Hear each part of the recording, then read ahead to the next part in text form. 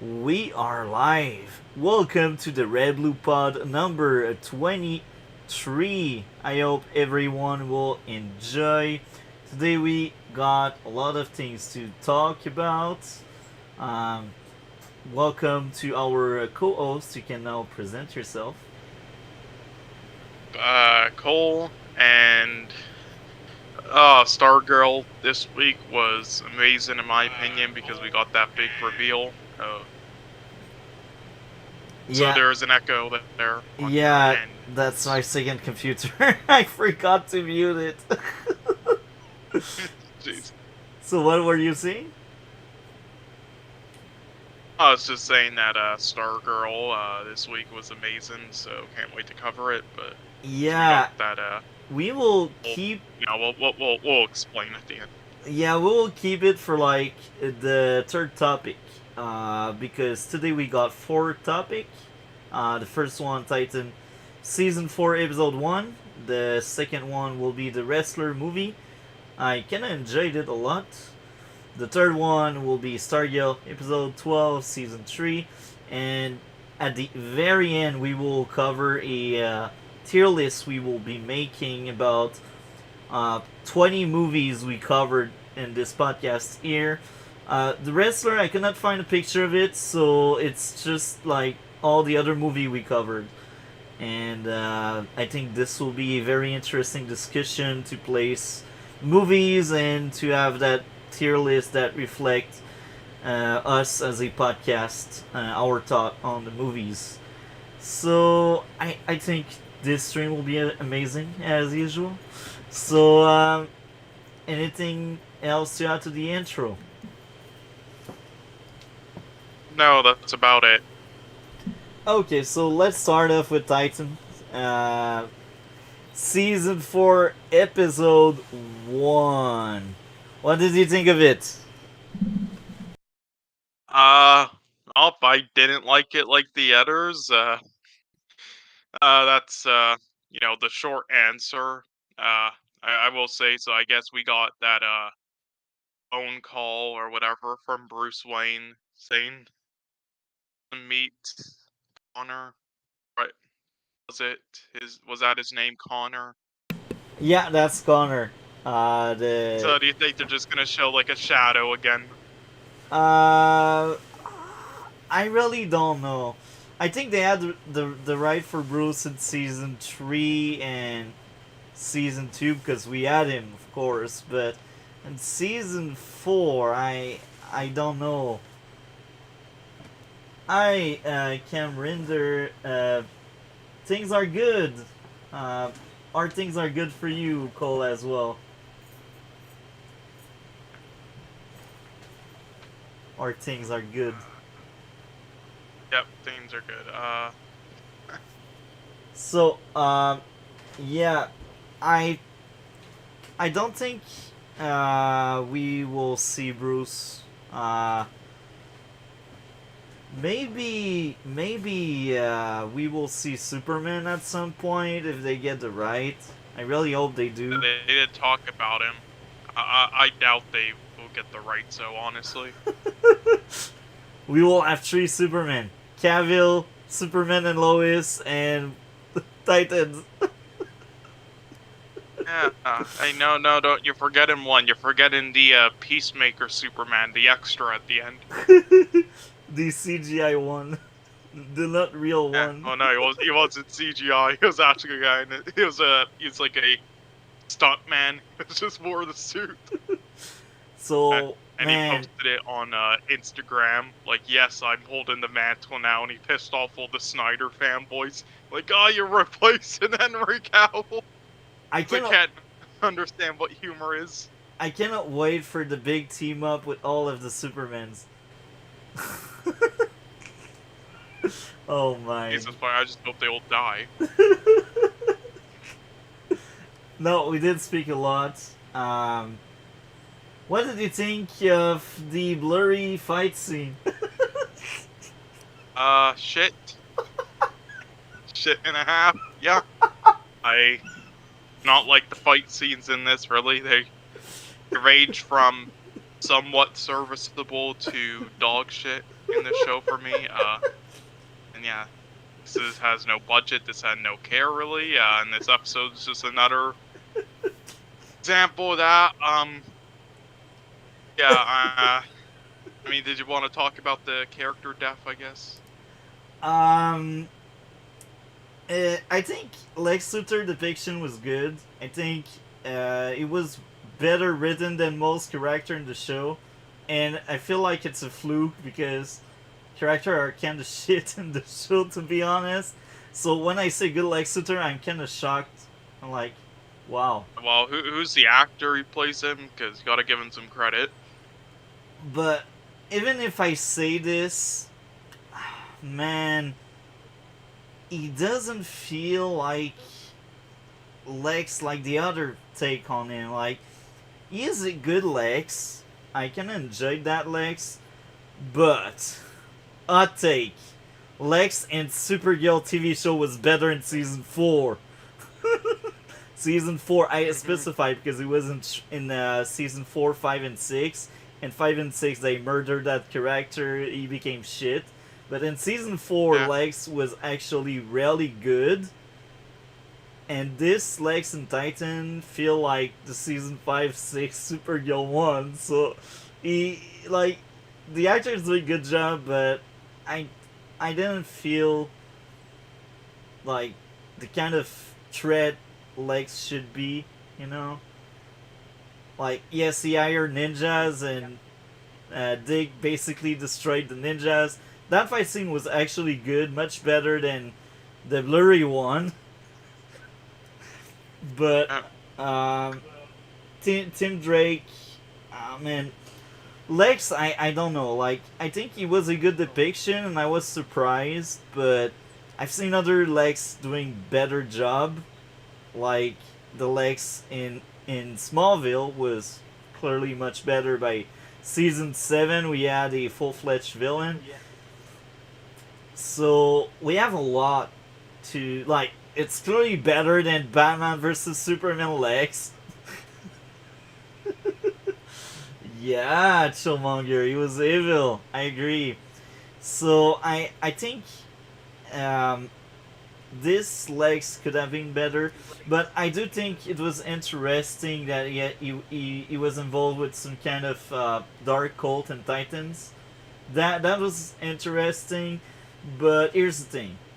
I won't spoil anything from episode 2 or 3, but I will tell this. Uh, Man, that cold storyline is kind of bad, and it feels like they waste characters. And in Arrow second season, we had Sebastian Blood, Brother Blood, and they will use the same villain in Titan this season. What were you saying? Oh, I wasn't saying anything. Again, my mic is messing up a bit. It might have been some noise there. My Okay. bad. I'll just mute it anytime I'm not talking. But yeah, they will use Sebastian Blood, but I guess in Titan they will make him more comic book accurate. I'm not really into comic books. I don't know if Arrow was comic book accurate. I know they took a lot of liberty with Green Arrow himself and other characters. So I don't know if Titan is doing the more comic book accurate one. I will say this: he is interesting, but the wall cult is, man, it's bad. It's bad. So this season, man, I'm worried. So far, I do think the first episode was much better than most episodes in season 1, 2, and 3. And at the end, I do think it was a good surprise.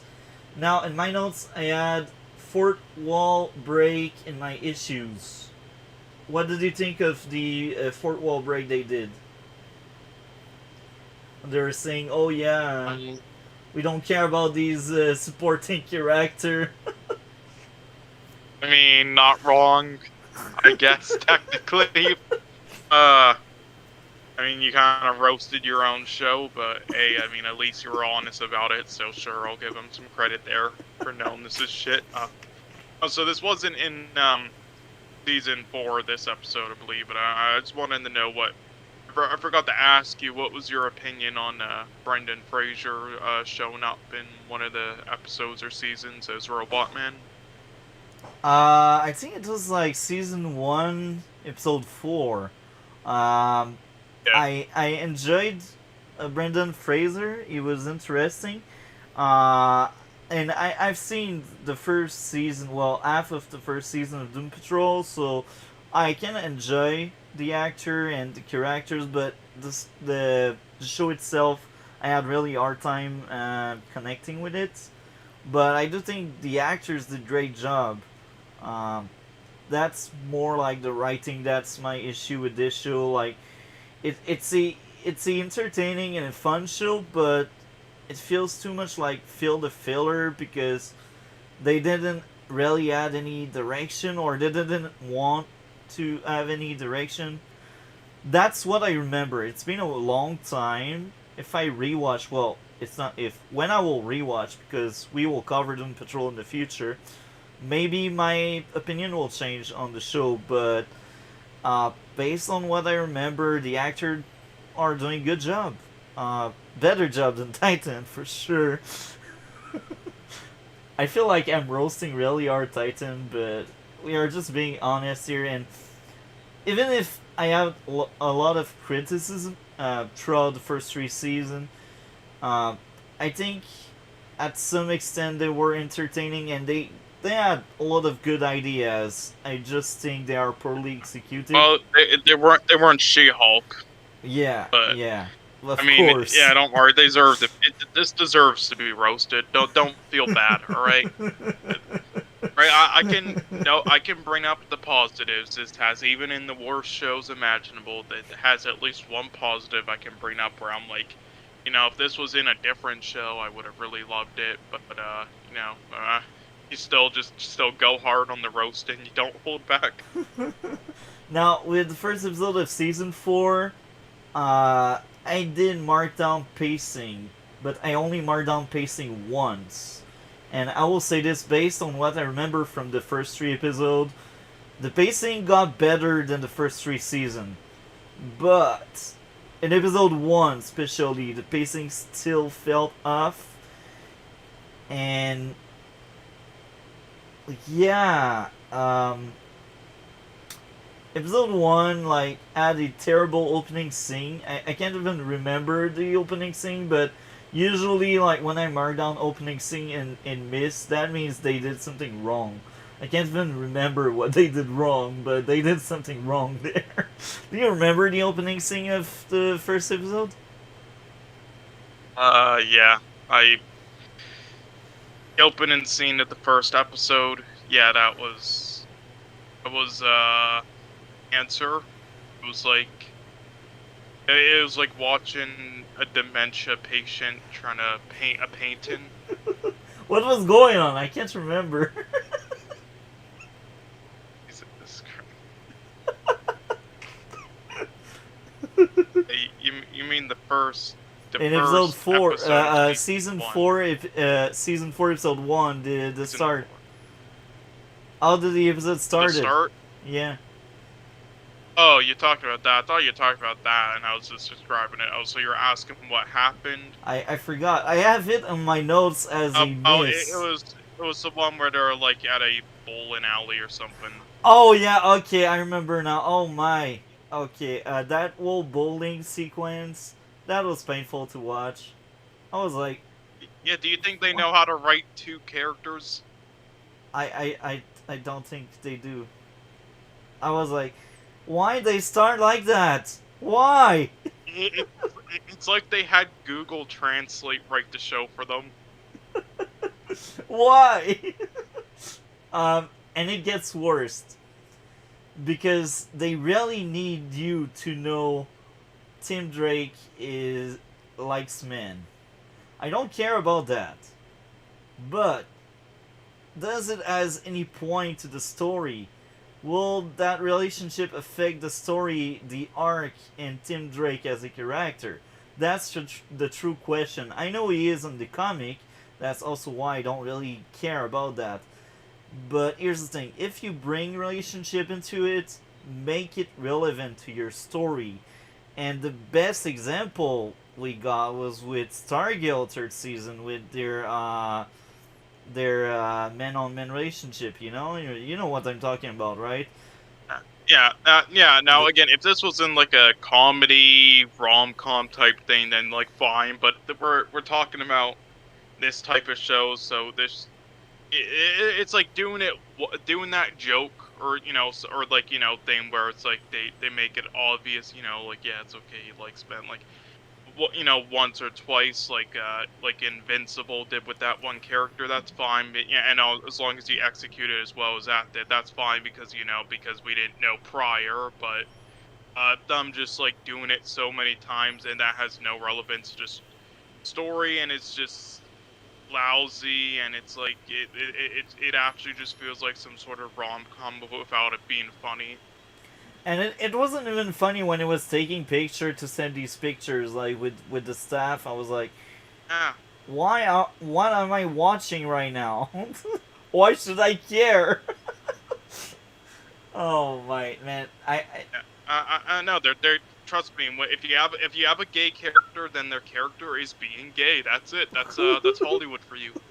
That's her character personality, being gay, like in men it's or sad. women as the same sex. That's there. That It's Yes, it's like a Peacemaker and Invincible. Did the opposite. They did it well, but these other shows are just like, Yeah, and that's funny because I will say this. I will bring Stranger Thing into the mix. There was that very. Have you seen Things? I think you did. You? I haven't finished season 4, but you talk about the storyline with that character and that, because Season that two that or was well three? done. I didn't watch four, so I can't remember if it was season Oh, two okay. or three. But there was a lesbian, and they had a very funny Oh yeah, scene with the oh yeah, guy. oh yeah, that character. I Yeah, like no, that was well executed. It was season 3, and yeah then in season 4 they add on to it, and it's not just bringing it up all the time. It's actually yeah. like there's a story to it, and with her trying to do something. And then also in season 4, there's also another storyline with a gay character involved in one of the characters that is already throughout the show, and that was also well done, very well done. Yeah, that's actually a good example of like how to do that, Now instead of just being like, yep, gay is your character. now I will speak about that further. Like it was very funny the lesbian saying, "Yeah, I wasn't into you. I was into your girlfriend." That was actually funny. And what could be funny in Tim's Drake case, the guy is actually straight and Tim is liking him, and the guy uh reflect back and says, "No, I'm not into you," and that could bring some kind of weird scene like the one in Stranger Thing, but they won't do this because Tim is into men, and when that character is into men, of course the other men will be into men as well. Do you know what I mean? There's like that kind of double standard when they make uh, characters that like the same sex. Um, as in, sorry, what double standard? Like, Like they can let love one sided if it's the straight man, but if it's the gay man, it will never be one sided. Do you know what I mean? I'm not sure if that's Maybe you have other counter again example.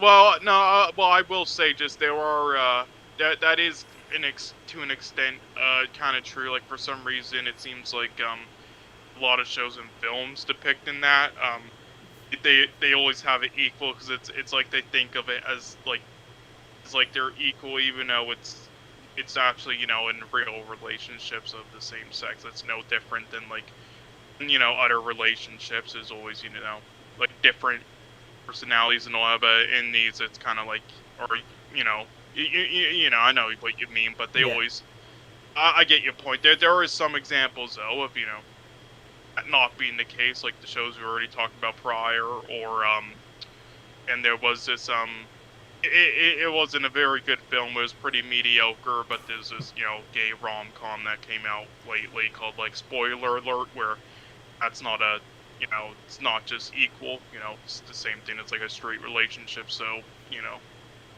there are some examples, but I get what you mean overall. Kind of the double standard, like they have to make them kind of like equal or like the same exact personalities, both of them. It's like just because they're both dudes, they have to be the exact same. Yeah, yeah. Um, so now, my last issue, I marked down guards being dumb enough to fight a superhuman. So I can't remember if it was the same fight scene as the blurry fight scene one to save some money as I mark it down. Uh, I just remember being like, these guards are just getting thrown around and they still want to fight even if they clearly lost, and they turn themselves into jokes, but it's not really funny because it's just stupid, like when I when like if I used to be in security, right? And one of the things they tell you in training is don't put yourself in danger. Your life comes first. Because if you get killed or injured, then you cannot help the other people. And that's logic. So if I see a superhuman coming there, I would never pick a fight. I would let them take whatever they want, and I would just retreat, But they are dumb enough to fight just for the flashy action to happen. So I can't remember if it was at the same time as the blurry fight scene or before. I can't remember how many fight scenes we had, but that's just me having an issue there because that's what we do, right? We try to be critical on what we watch, and I think that broke it for me. So, um, did you add any things you'd like to point out that you enjoyed or liked this episode? Uh, do I have anything I want to point out, in particular off the top of my head? I don't really know. I guess the one scene where they were all kind of like, discussing in, the facility or whatever, that was all right. I to an extent. And then some of the scenes with Lex Luthor was well done, I guess. But outside of that, no. But I will say this wasn't as terrible, I guess, as the other episodes or seasons. I'll say that much. Yeah. There were some things I liked. It wasn't total shit despite the jokes I made at me. But yeah, it's just this is a show that I'm just really uninterested in now because I can really feel the budget. It's like, and you see, it's not all about budget. Obviously, you can still do great stuff with a low budget. I watch low budget stuff all the time. It's amazing. It's just when CW does their low budget stuff, it's like all the production design, costumes, and everything. They feel like those cheap Halloween props that people put up around their house in October.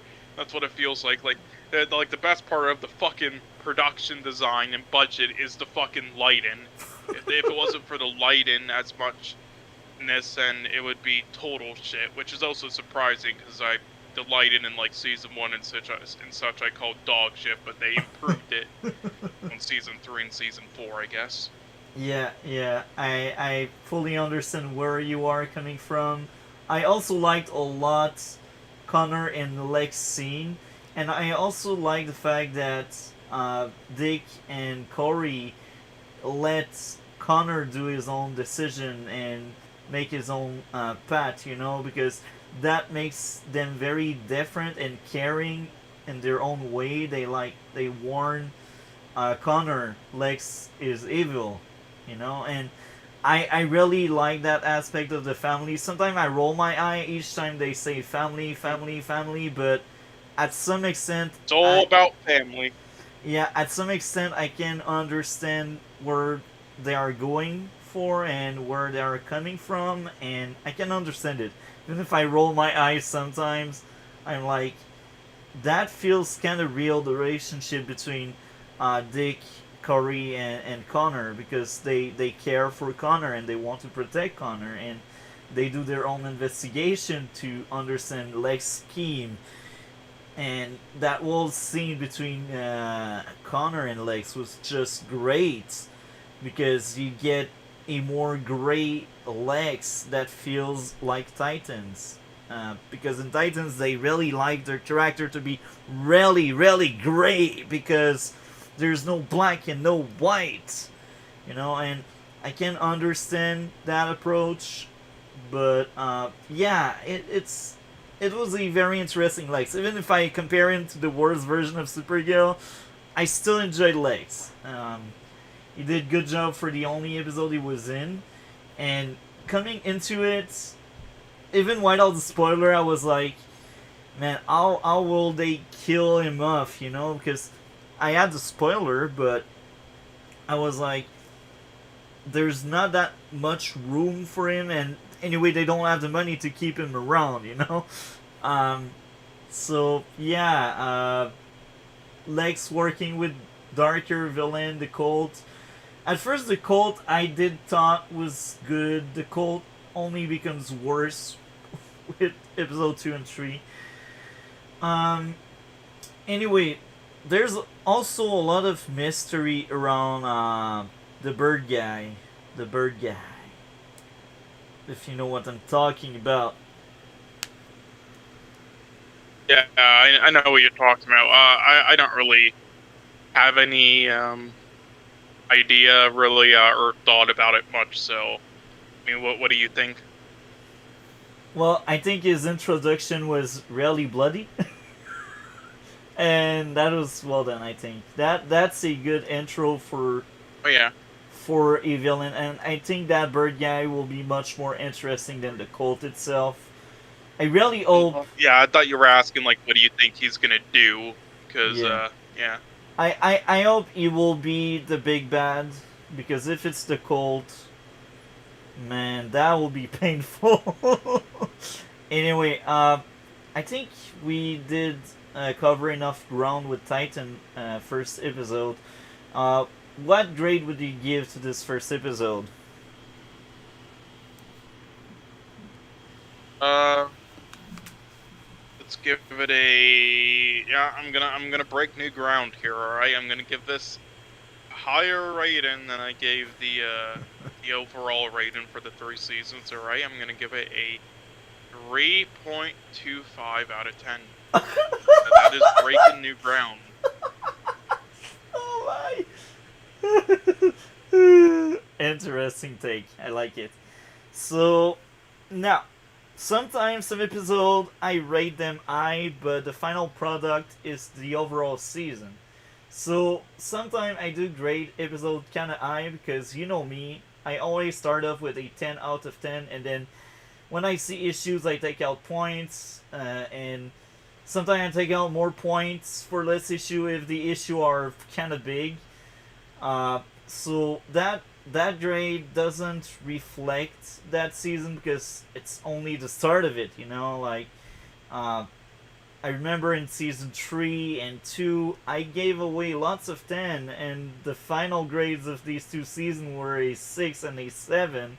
So they don't really hold that much weight individually. They hold the weight once the season is all over and I have all the grades and I have all of the plots line up for me. So for this first episode, I gave a 8.5 out of 10 because despite my issues, I did think it was entertaining and it was much better than previous episode. Even previous episode, I gave 8.5 and 8. I do think this episode was one of the best among the 8s. Uh, now, cannot wait for you to watch 2, 3, and then 4, 5. I haven't seen 4, 5, 6. I've seen 1, 2, 3, but I will watch them for sure. But episode 2 and 3, man. Oh my, that will be very funny. That will be funny. Um, any closing thoughts on Titans before we move on to the wrestler? No, that's about it. But I hope just get more blood, like the the intro with the new villain. So the new villain. So I hope we just get more of that. But other than that, yeah, nothing else really. In episode 3, there's a lot of blood. I think so Oh, that far, is good to know. the best episode out of the first 3 is the third one, for me at least.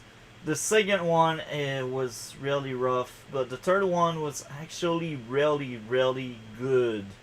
That was hard for me to take it apart and find issues. So I'm actually looking forward to see episode 4, but I'm also worried a lot because there's a plot line they introduced in episode 2. I really don't like that plot line, and it's more than just the cult. It's also some characters. Uh, anyway, yeah, I think season 4, if they don't miss the mark, they can do a somewhat decent season. They can do actually a good season because I do think they have good material. They just need the right craft and the right writing. That's all they need. And it looks so hard for them to get that, you know? So, what did you think of the wrestler?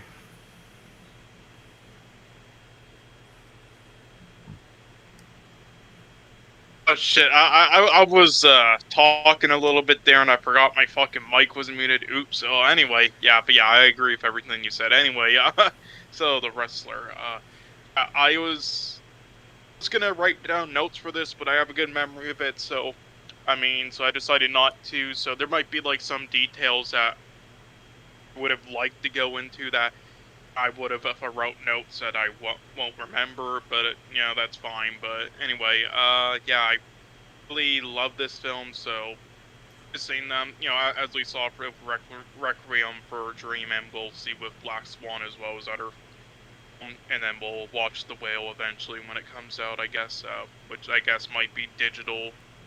If you can't go to the theater, if your theater doesn't have it, he's really good at character studies and like definitely in like showing misery and stuff, and this was I don't think this is his best film. I still think Requiem for a Dream is his best film personally, and I think technically wise, Black Swan might be, but just my personal favorite though. This one is because I really connected with it. First things first, yeah, the performance by Mickey Rourke.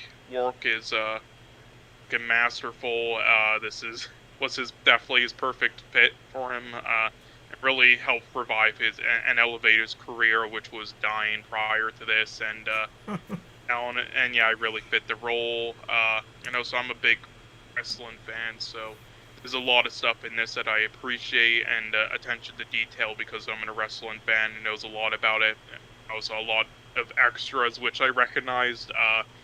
Yeah, the writing I thought was just fantastic. Now, Darren Aronofsky and David Fincher, in my opinion, but their dramas, like on paper, they seem basic. Like, again, like him trying to reconnect with his daughter in this film and everything. It seems like basic, but it's all in the execution. Though the execution I thought was amazing, and yeah, it was really tear jerking for me personally. And the directing style was perfect. The editing, everything. And then that fucking ending was soul crushing. Holy fuck. That's my basic thoughts for that. For this, but yeah, yeah, I really love this. Definitely one of my type of films. Fantastic character study. What did you think on? about it though. Before I cover ground, Chillmonger asked, "Ask Cole if he joined a wrestling school yet." Uh, so yeah, okay, Killmonger. Yeah, I talked about him before in a backstage because I was thinking about getting back into that. Yeah, because I tried before and I was thinking about doing so again. I kind of gave it up on it in the past because of other things happening which I can't really explain. But one reason, yeah, I fucked up my knee big time. Oof.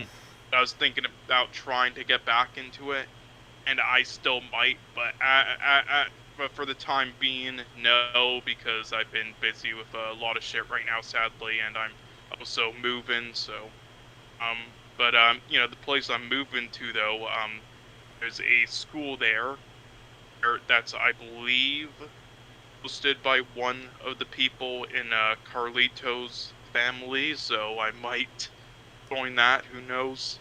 But yeah, I'll let you know, Chillmonger, if I do or if I try to do something else. Like, I'm thinking about doing that or trying to go to like acting or filmmaking school. One of the two.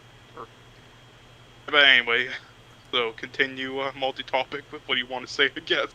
These are good plans, man. Now, I will start off.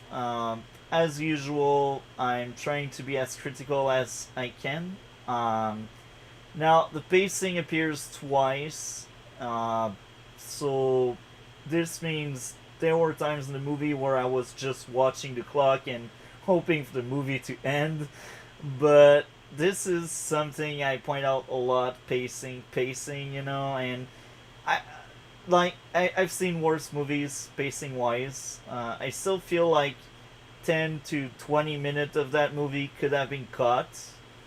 Uh, it's not a full hour, it's like 10 to 20 minutes, because I feel like Which one there's specifically would you say?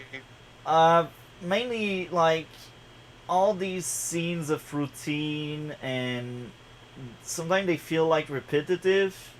Like, I could understand Mm, once at the bar at the start and once at the bar at the end, because he's in two different places. At the start, he is still a wrestler and he can do his wrestler stuff, but later in the movie, like, because of his art, he cannot be a wrestler anymore. So I could understand like two scenes at the bar, one when he's doing well and one when his life turns into shit. That could be good, but I feel like we got too many scenes at the bar. And it's not because the set is bad or anything, it's just I feel like they are repetitive and sometimes they are dried on and they don't really feel that needed, you know? But that's just me trying to be as critical as I can, So it doesn't mean it was bad or all of these scenes are filler. I just feel like they could have cut some of it to make it a bit faster paced. I mean, the scenes like at the bar. I mean, it was mainly like he went there once, and then he went there to meet up with her, and then he went there at the end. Near the end. I mean, I don't think he went there too many times, but I think they actually, me personally at least, I think they showed like the right amount of places, and scenes in the right amount of scenes in each place they showed in this film. But in this, the slow shots, that might have added to the runtime. I mean, I do think, again, like I'm really used to like films like this, and I'm cool with it. So Yeah, for me personally, it's not a flaw. So it's biased, but I enjoyed it for one reason. Like I do think that it added something to the story because the whole point of it was like it's like he's it's all fast paced, yeah, in the rain or when he's at the arena and stuff because that's like when he's in the game and his life. But anytime else, like when he wakes up and shit and doing stuff, or after the heart attack and he's like living, getting a day job and stuff, it's like it's slow and painful and soul crushing, and it's just like boring and like yeah, it just drops him down to earth for him, and it's just like so I think the slow pace adds something in that regards to it, and yeah. also yeah, the slow decline of like his sanity and health, like at least what I got out of it. Yeah. As I said, it's only twice, so there are only 2 points in the movie where I'm like, this is taking too long.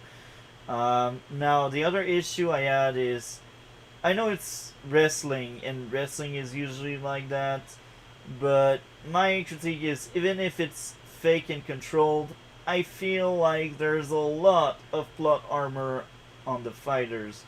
Now, I'm not really into wrestling, but I just feel like even if it's controlled and fake, even if they don't really hit themselves that hard, sometimes they do bleed a lot. And I feel like they we should have more bigger consequence. Like I feel like the only one that has consequences is the main character, and it's fine because Oh, he's the main well, character I and will it's say, normal. But I mean, as a hardcore wrestling fan, man, yeah, there's a lot of brute force in it, and a lot of time, yeah, well, majority of the time, yeah, they bleed like they don't bleed like 98% of the time because it looks painful and they fall down hard or get hit hard, but they know how to control it, and they're also, I mean, not actually trying to hurt their opponent, so they can do it in this way where, it like it sounds and looks like impactful, but not as much as it is. I mean, not that it still doesn't hurt though, like falling down on the canvas. yeah, You're still falling down on the canvas. It hurts. yeah, it can kill. I think even if you're not trying, Yeah, the it can. body Many is have died. Yeah, the body is fragile. It's even if you try your best, it's still yeah. a sport where Yeah, you like fight. like somebody did a DDT wrong one time on a person and he died just like that from a basic DDT. So it's definitely but again, these are trained professionals, and again, Mickey Rourke's character is supposed to be like a veteran who was like at the highs in the Yeah, main promotion WWE as a star, and now working independent as a washed up guy, with steroid abuse and drug abuse and everything, and then the other guys are experienced as well. So I mean, so yeah, they're not rookies. Like if they were rookies, then there'd be a lot of like mess ups, slip ups in the fight, and them accidentally getting hurt. Which we see in like schools and smaller promotions. yeah. Like to be honest, I feel like if we had more of these consequence on other characters, not only the main character, I feel like the movie could have been a bit better. And I would not bring that kind of plot armor aspect of it because I feel like the only one that really got hurt in the movie, at least, was the main character. And I have nothing against it, but I just feel like the other one, well, we don't really care about the other ones. Like we see one of them getting patched up at the same time as him just before he collapsed, but that's pretty much it. We don't really see all that wrestling and how that sport can affect the other people in the movie.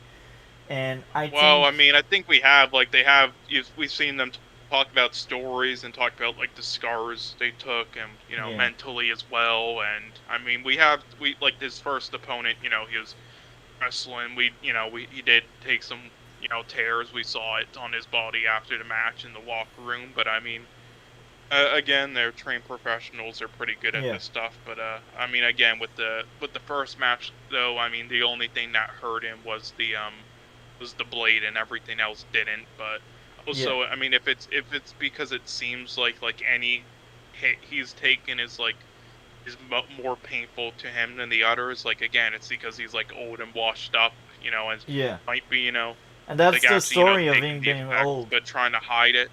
Yeah, yeah, and the others are a lot more young and stuff, so they can take it easier. That's what she said anyway. I think now we will cover my last issue, and that may feel like I really want to tear the movie apart, but the trope of someone messing everything up, and I say that with his relationship with his daughter because he spent good amount of time trying to fix his relationship with her, And I know it was realistic, but I'm still kind of done with that kind of trope. Like, tell me another story than another story where the guy must screw everything up. And this is what happened, like, because he's into alcohol and drug and he's just not really present. He doesn't show up at the dinner with Mm-hmm. his daughter, and that caused them to just break their relationship apart again. And the movie kind of end on that note for him to like have nothing to lose anymore because he lost his daughter for good this time. Now I understand they wanted to show some consequence to what he is doing, but I've seen that so many times, and like I think one of the best scenes I will remember from that movie is him trying to connect with his daughter and trying to fix that relationship. So this ending where he breaks I mean, everything, that's that heartbreaking. yeah, that Yeah, that but again, though, the film is about, again, it's sort of like, I don't know if you saw the film Uncut Gems. If not, I'll definitely, we could definitely watch that eventually in good time. But it's, again, the part of it is like, and with a lot of his films, like the characters keep fucking up, and you're like, God, stop fucking up, holy shit.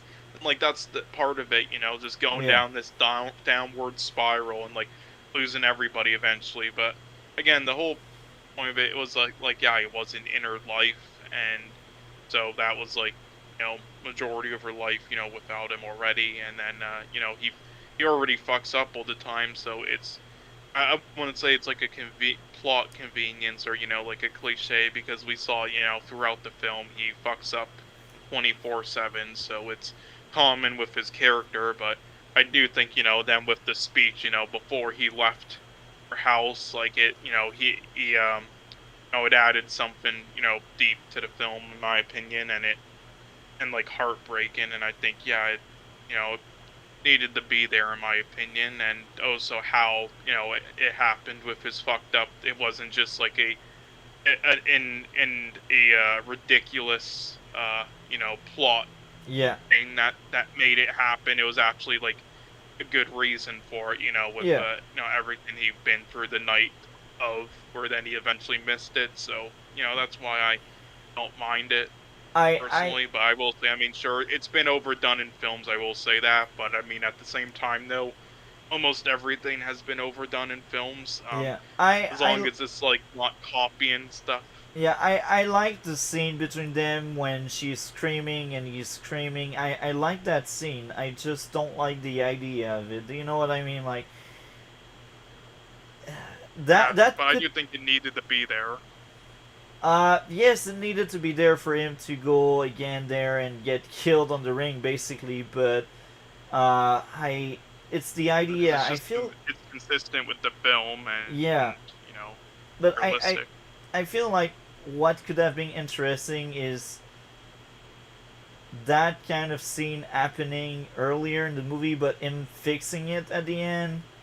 But then the ending would not make sense anymore. But regardless, as I said, the scene was good, but I don't really like the idea that he tried so hard and he messed up again, and just because he messed up again, she doesn't want to see him anymore. Uh, I could understand where she is coming from, but she doesn't feel like someone that has empathy, because she just like the way she treats her father. I know her father is also a jerk, but like she doesn't look like someone that has any empathy. From the first scene she goes into, she is not a forgiving person, and Oh, again, I think that's realistic as well, though, like, yeah, no. that's Again, realistic, and we're not but saying it's right. Not saying it's right in a yeah, realistic world, but also, but it is like that is what the majority would do, and I can also say yeah, in experience, with having experience, that those situations, like like it, like literally wasn't there for the majority, like 90% basically. So life. So it's like, well, it's like, why should I even talking to you. It's like you're not my father. You did nothing. You Yeah. did literally nothing Yeah. besides fuck shit up. So that's the viewpoint, and then that was the last straw later on, and it's like it's like of course in a perfect world things would not be that way, but that's the case majority of the time in those instances. Very rarely do they make up with a parent like that who's been gone, unless it wasn't actually their fault, or like if there was a divorce and he couldn't meet his kids until like they were 18 or something. Yeah. Uh, Now, I mentioned enough of my issues. I do think the movie was entertaining. The fights were cool, even if I don't really like the idea of that much plot armor. I still enjoyed most of the fights. Uh, and here again, one bar scene where he basically uh, tell backstories of some of his scars. That was interesting. The consequence of drug use, like painkiller and stuff. Uh, Yeah. him ending up at the hospital was good, and within the movie there are many places where they tell you he's old and he's getting older and older, and his Mhm. body is breaking apart, his Yeah, and I'll tell soul. you, like, this is very realistic to like Yeah, 95% of old wrestlers who then also like end up dying at around like just 50. yeah. This is very realistic. Yeah, that's the aspect of the movie that I liked a lot. That movie has a lot of good things in it. I liked a Did you like lot. the performances as well? Yeah, the actor did a great job with the material. Yeah. I believed in Again, what he's was the going main on. character in Sin City, I believe. Was he? And Yeah, he's the main characters in Sin City. I don't know if you saw that film yet. If not, we'll write it down. I didn't. I've heard about Yeah, it, I'll write that down. We but can I watch it have not another seen time. it. But yeah, it's the one comic book film movie that I would actually rate a 10 out of 10. The only one. So yeah, I really love it. um, Yeah, I'll write it down. I mentioned that Also before. the the stripper character quickly just to mention. Yeah, I don't know if you recognize who that is. Nope. I don't. Yeah, I believe she's the wrestler cast. Yes, she is and you saw No Way Home, right? Really? Wow. I didn't recognize her. But yeah, well yeah, she's the Tom Holland's like aunt or whatever. No Way Oh, Home. really? Of Oh. course. Yeah. Okay, now I will see it another way now. Yeah. um, but yeah, I've said it earlier. I did like a lot the father trying his best to fix his relationship with his daughter, and these were my favorite scenes in the movie. And him at the store with the stripper was also interesting because you could see how stubborn he is and how like when he has an idea, nothing can take away that idea from him. That's both a flaw and a strength. It's a flaw when it comes to you forcing your way into other people's lives, which is wrong. But it's a strength because you're not the kind of people that will just give up. So it's like a double edged sword, and I like that kind of character trait. Uh, it leads to lots of good stuff with these characters.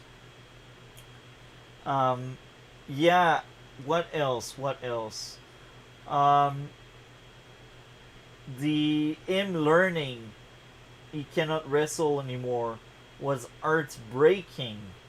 That was one of the best scenes side by side with the And see, you father knew daughter it was scenes. coming, but it was still heartbreaking. Yeah, yeah, yeah. Like it was obvious the moment it collapsed. I'm like, he won't be able to wrestle anymore. But it's still heartbreaking Yeah. because you could tell that's his Yeah. life and that's part of his And identity. it's easy to also say like, why would you take those, things, at your age and like after, the health you have already and like it's like you should have seen it coming that heart attack, try to take all those steroids and everything and all the other shit you done and it's like I mean it's easy to say it out from an outsider perspective, but again, you have to, put him in his mindset. Like this is the only thing he cares about and he just has the audience supporting him and he's like, well, if I don't do this permanently, if I just do this a little bit, it won't come back to bite me, so and that's Yeah. the mindset everybody has with things. It's like it won't happen to me. It's like I won't get hit by that car tomorrow and then you do. Oh shit. He really like he lost part of his identity the moment he was told he could not fight anymore. But, Uh, but and yeah, that and that fan interaction at the supermarket, oh, that was fucking. that was so sad. Um, Now, following his new day to day after the hospital was good. Like we see him trying to train and he could not train anymore because he was exhausted fast. That makes sense. That's very grounded Yeah. and I like it. Uh, the like I will repeat myself, but these scenes between the father and the daughter was the art of the movie, and they made me feel for both characters trying to connect. I could connect with that kind of things. Um, Ram breaking Mm. apart the market when he basically quits. That was amazing. He breaks everything, and it makes sense because it was in pieces. He broke his relationship with his daughter. The stripper doesn't care about him. He's just a customer. Um, he is at his lowest in the movie, and this makes up for a great climax for the movie. I think um, throwing stuff around, that's very grounded and realistic, and people really pushed him. Yeah. And I could relate a lot because these client men sometimes they are really jerks, and I know what I'm talking about. I worked almost for a year in a place where clients are just freaking jerks. Yeah. And I wonder what happened today. I could fully understand how he felt. Fucking Karens. Jesus, that old lady must be the type of people you're dealing with. A Yeah, little yeah. more, a little less. Bruh, this is like the perfect example of 90% of the clients. Why can't I? Hmm. Why can't I leave for free? You use my parking pay. God, Jesus Christ. Because uh, people like, hey, why are you fixing my phone for $100? You fix this person's phone for $75. It's like, not every fucking repair is the same. Not every issue has the same bill. It's like saying, "Oh yeah, I have a broken finger, and that guy has the heart surgery he need to have, and the client expect the same price for both, or the same doc for both. That's funny. Um, yeah, I think overall the Yeah. the wrestler was a very interesting movie. 8.5 out of 10 from me. What would be your grade? Again, an 8.5 out of 10 is what I gave it in the past. I'm like, an 8.5 to 9 out of 10, but again, over with how much I love this and the topic and everything and the performances, just how much I connected with it, I upped my rating to a 9.5 out of 10, and for now, which is around a 10 out of 10. So That's good. So now we are yeah. about to move on to Stargirl, except if you'd like to add something else to the wrestler. Nope, that's it. Again, I will say, I will say though, Darren Aronofsky again.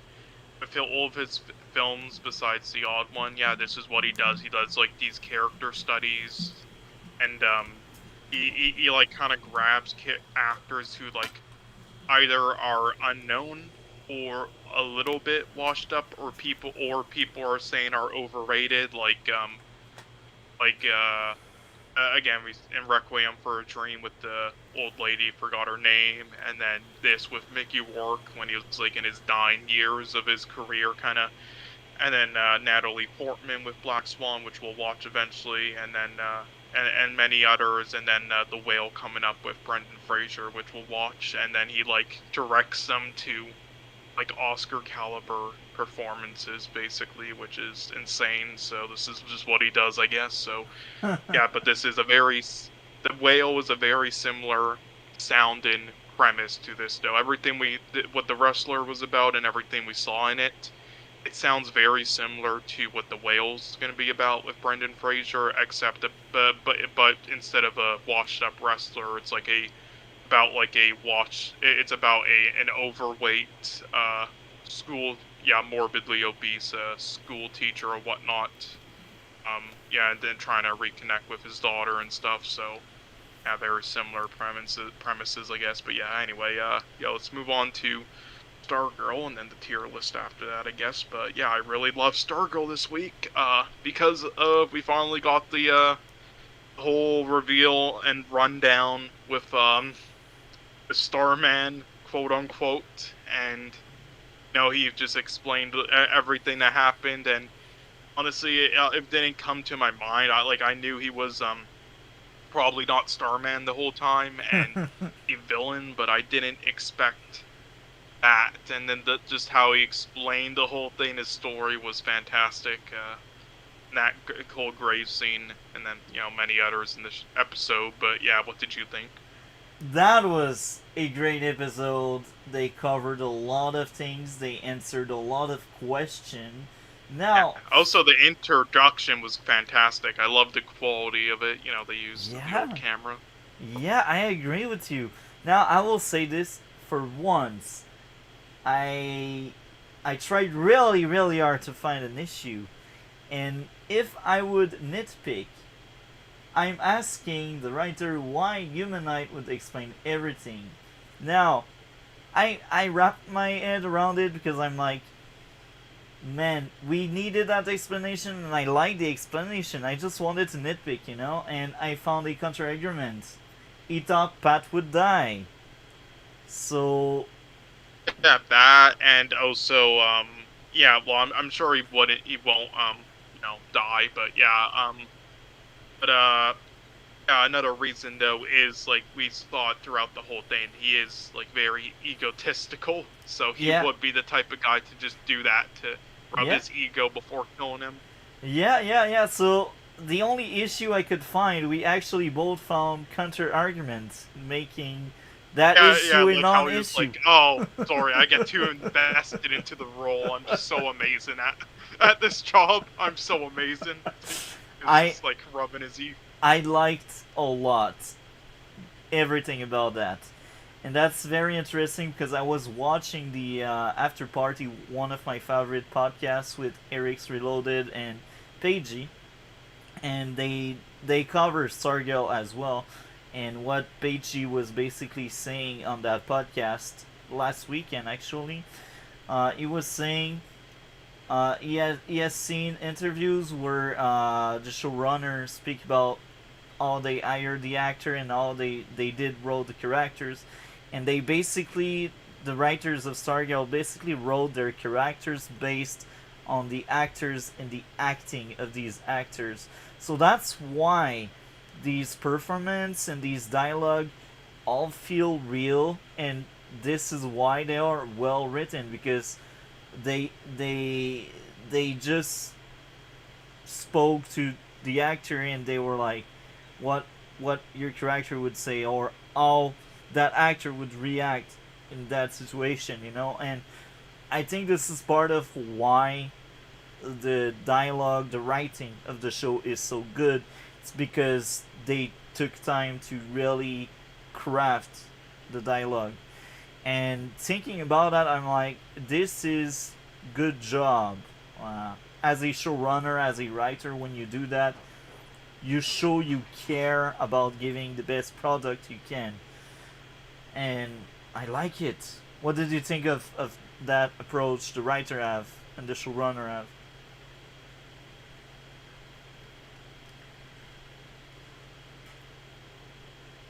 So, I'm guessing you are speechless? Sorry, can you repeat the last part of that? What did you think of the writing process of the dialogue and the characters, based on what I've said? Uh, Well, I will say again, this show has done.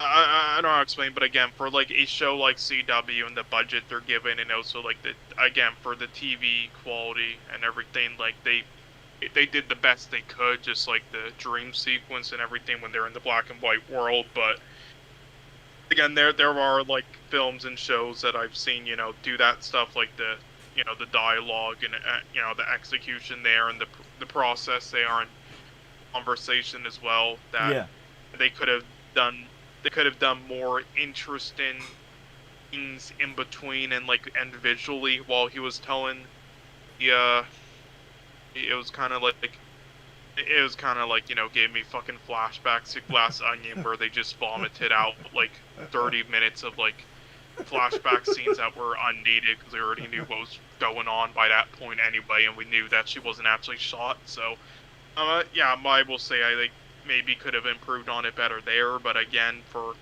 this type of show and everything, and as I said, I mean it's kind of impossible to do that though. With the resources they're given, so I can't blame them too much. This was the best, path to take, but yeah, if I had to find one nitpick, that would be that. But otherwise, yeah, it was pretty great. What did you think of it? yeah. I think this is the right thing to do things, the right way to do things. um, Now let's move on to the likes. As we mentioned earlier, I liked a lot the opening scene with the flashbacks. That was a good introduction to flashback Dr. Aito, aka Dragon, and a Hmm. good introduction to Humanite, and how he Yeah, is I will really. say the flashback scene, after like the black and white, TV quality thing they showed after the first introduction part. I will say they could have done a little bit better with the photography there to make it more old fashioned, sort of like maybe look like kind of like cinematography in Nightmare Alley, maybe. But otherwise, yeah, that was really good. I love that, and all the other interactions there and with the characters. Yeah, yeah. Courtney, as usual. Artemis scene was interesting. Seeing all Artemis feels and is. It's also a good closure to episode 11. It's like the epilogue. It's like the follow up of her just screaming and breaking apart after losing her parents. Rick seeing red. Uh, he was angry, of course. Um, Jordan and Cameron scene was interesting, but I feel like Jordan is just using Cameron, and it's so sad because Cameron did nothing wrong so far, and he's just being used, and it's just very sad. Um, Now it was emotional. I think this when I mentioned emotional was when they reflect on Courtney's season one. Basically, uh, what we thought at that point was Sylvester. Sylvester wanted to leave with the staff, and they have a discussion, Courtney and fake Sylvester, and Courtney basically explained to fake Sylvester how she thought Sylvester was her father, but then she realized her true father was a jerk, and Pat was there for her, and Pat is a hero for her, and Pat earned her respect, and Pat is her true father. And I think this scene was emotional. It left such an impact, and when we realized that Sylvester picks up the staff and Courtney tried to get it, the staff doesn't go to Courtney. So at that point, I'm like, oh, I was damn right. the staff is getting corrupted by Sylvester. At first, I thought the staff and Sylvester will were both like corrupting each other, but at that point, it's crystal clear that he was the one corrupting the staff, and it wasn't a two-way corruption, you know. Very interesting.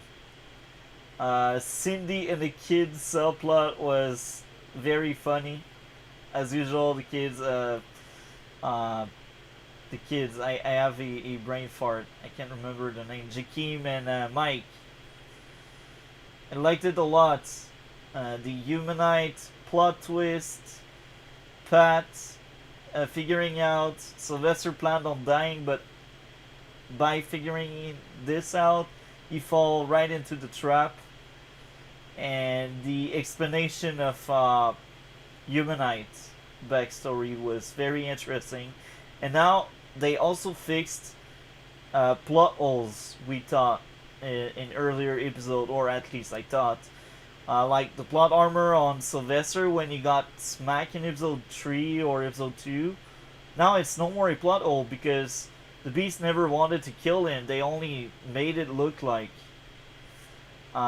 Another plot hole would be like why Sylvester would tell Rick to mess up with the limiter, knowing how dangerous the hourglass whiteout limiter can be. Well, he wanted to sabotage the JSA. That was Humanite goal. That's why he did that. So they were able to fill a lot of their own plot holes, and that's sign of good writing for me at least. What did you think of them like filling their own plot holes?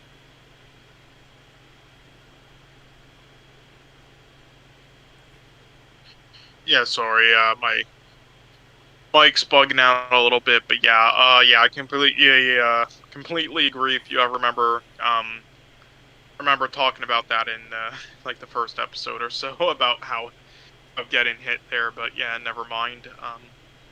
It makes sense now, I guess. I definitely did not see that coming.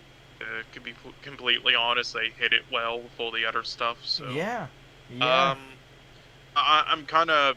What do you think they're gonna do at the end though with the gorilla guy or whatever?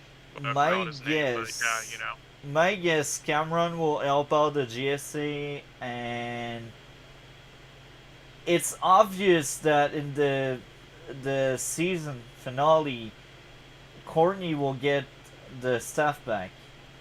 Because what could make the staff believe it's not Starman anymore is the fact that Starman, well, fake Humanite, I should say, killed Pat, or seemingly killed Pat. So because of that, maybe the staff will just break apart from Humanite and just go back to Courtney. And we all know how powerful the staff is. So my guess is she will get the staff back. Uh, Pretty much everyone that's not a villain will fight Humanite and Dr. Dragon. Uh, Now, my true question mark is Jordan. I feel like he is still a villain, but I don't know how I feel about that because it could be that uh issue solving guy. He could like help out the Jesse and like really redeem himself. But I don't want him to because he's a villain and he deserves to freaking die for killing the Crocs. But I don't yeah, know yeah, what they he will do should with die. Jordan. I I Well, I I mean, I he don't know. should die, but I Yeah. think what they might do is instead he'll not die, but and well, actually, I mean it depends. I mean, with there only being like one or so like episode left, you might just have to do all that quick shit like as a fucking speed run to end it off. But Yeah. I suppose, but if not for that, or if they do what I think they'll do, still I think what they'll I don't think he'll die, but I think he'll just be again imprisoned in some way, just get like set, in a trap or something, and then be taken away somewhere. Sort of like in Jessica Jones at the end with her friend. So Yeah, I'm I think thinking about it. I'm actually worried about the series finale because they there's so have much stuff to cover. yeah they have a lot of things to do. So I'm actually worried I don't about see it that final doing it episode. well at this point. Like I can definitely see how they'll cover everything in the last episode, and if it's like an hour or something long, like I over the I I usual runtime, but I don't think it will be like done well, like with good pacing, and like that doesn't feel rushed, because it will need to feel a bit rushed, or it yeah will need to feel like, or it's like I can see ways how it can quickly end each storyline with each character and each villain being set up. It's like they just have a mainly a showdown with everything they learned and defeat all three of them, and then some of them die or some of them get imprisoned, whatever, and then but yeah, but with what they're actually setting up in all the episodes, or were, it wouldn't feel right with what's actually being told right now. So but whatever. here's my prediction or my hope. They keep teasing us. Well, at least in at the start of the season, they did tease us a lot about Solomon Grundy coming back to life. So what if he comes back in the finale and he's the one that takes on Dr. Aito in the Gorilla Buddy? So that would take out like one of the villain. That could be interesting. And then like the entire Jesse goes after the Humanite, and like they are helped by Cameron and maybe the grandparent actually. That could be interesting because that could go for full circle because earlier this season the grandparent were villains, and starting with the grandfather he started to change, and then the grandmother changed as well. So what if they are like the bridge to solve like the Jordan aspect of it, but they also help out to fight Humanite? But that still feels like a lot of ground to cover. At least we got most of the plot lines, so I think the last episode will be action packed. I feel like we will have a lot of action there because let's be honest, the story they covered a lot in episode 12, and I don't see many plots hanging there.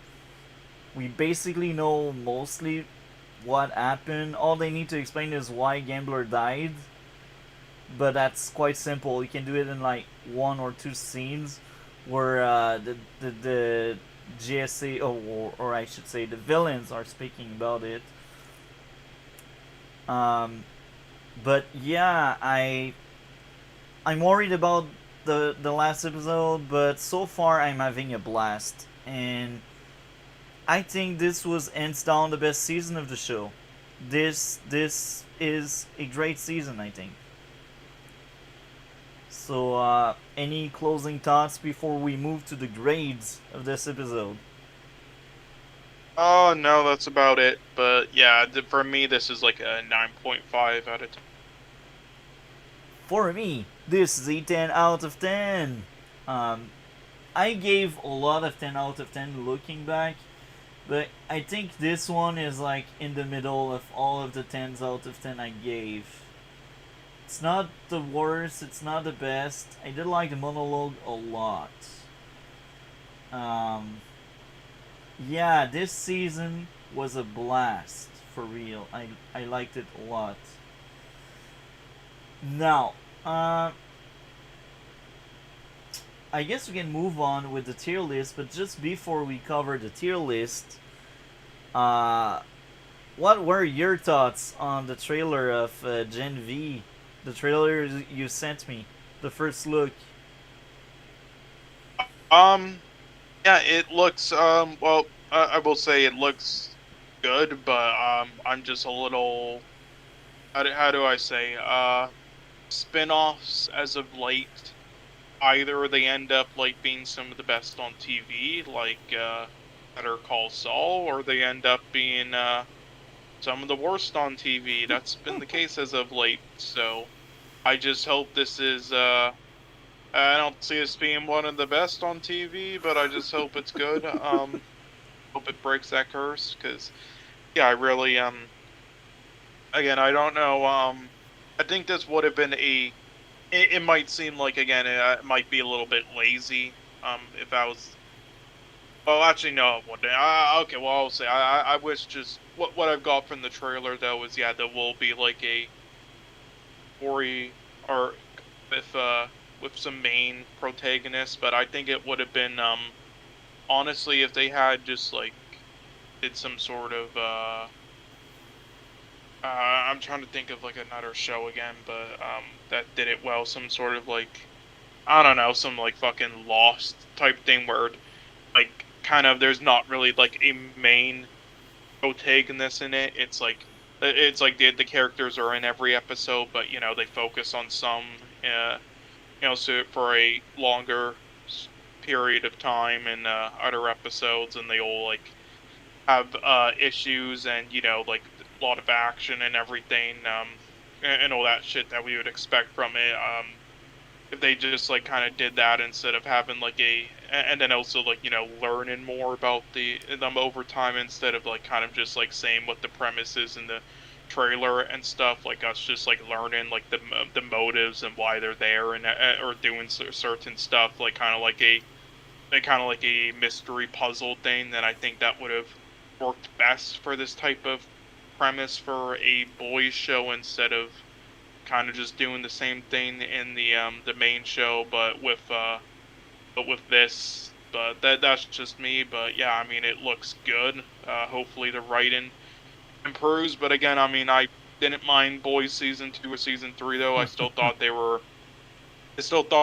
good, just not amazing like season 1 was. And the writing, I don't think was bad. I do think it was all right still, because the source material they had to work with, really, I read the comics, it really isn't that good. It's just like it's just being disturbing for the sake of it. It is with no meaning, so they didn't have much to work with, and all that other guys' comics really isn't good either. They're all like satire comics, and not very good ones. They're kind of notorious just because of how absurd some of the characters he creates are. Like, he made a parody of like a superhero team where it's like shit, like literally superhero, and they have characters like a fucking pedophile in a wheelchair as to who disturbs criminals and innocent What women the to fuck? save the world. Yes, that's the I'll show you it afterwards later in Twitter DMs. Like, I'll link you some shit, but or a video by Wow. Moist Critical, going over it. But yeah. So but yeah, I mean, hope it's very good. Yeah, that's all. But yeah, I mean, we haven't seen much from it yet outside of this trailer. This is the only thing we got yet. So just from this alone, it looks good. I'm not gonna judge it yet. But what did you think? My, have you read my long message? Yeah, yeah. I'm Again, I read worried. your thing. I I really hope it's satire, like the boys. Because if they are really serious with the kind of dialogue we got on that trailer, Yeah, well, oh oh, that's my, another thing. Oh, the tone. that's the other thing I didn't mention. Yes, the serious dialogue. That's one thing that's not gonna work as well in this type of show. Like, again, in the main boys show, having a mix of comedic and serious dialogue Yeah, works, and for the stories being told. But this, I think it would have been better if they leaned even more to like, yeah, not completely comedic, but it seems like they're going more dramatic in this, and I don't know if it's like a good fit. I don't I know. I think it can work, but you need good writer. Otherwise, we end up with a second Yeah. show like the Titans. I think the writers are not bad, but I don't know if they're great enough to do something like this. I don't mind about the tone. I like darker show, but you need to do it right. Otherwise, you fail and it's not good to watch. That's my biggest worry. Like, I don't care about the tone. I just want good writing. Uh, I had issues with season 2 and 3 as you know it. Season 2 was Yeah, woke. you talked about it. Season 3 wasn't, but it had other issues. And I'm I worried didn't. for a spin off about it. Because. I mean, for me personally, I didn't. I didn't find season two to be as woke, but there were some like main problem was just some of the political angles they went. It was just a little bit poorly Yeah. not a little bit, really poorly executed some of them, and that's all it was for me personally. Just poor execution, not so much as woke, but that's just me. I'm worried. Like, I will give a fair shot to the show, and as I said in the comment, I won't judge it until I see it. But the trailer didn't sell me the show. Um, it just didn't. If we were not making that podcast, I would not watch that spin-off, to be honest. Um, yeah. So I hope it's good. I just hope it will be good. Uh, like if they go all woke, man, it will be bad, man. It will be bad. We had the perfect example with She-Hulk, you know. Do better, man. Oh my. Um, I think that closes off that small branch, and we can move on to the tier list. Except if you'd like to add something else to that small topic in between topics.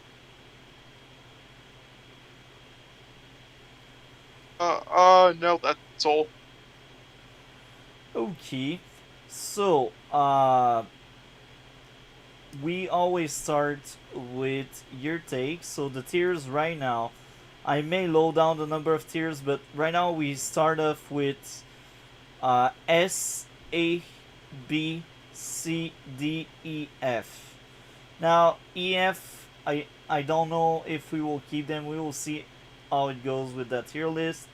So Uh, well, there is one I would put in F, but that's about it. Anyway, do you and have I think I know which are one. you able to like I screen share I from Discord the tier yeah. list? Um where oh yeah, it's ear screen share.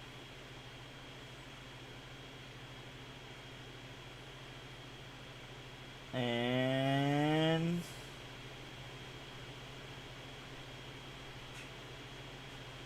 I have a lot of window. That's why it's taking me quite a while to select the right window.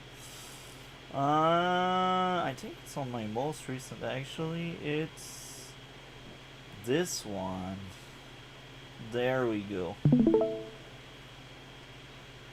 So, do you see what I see in screen share?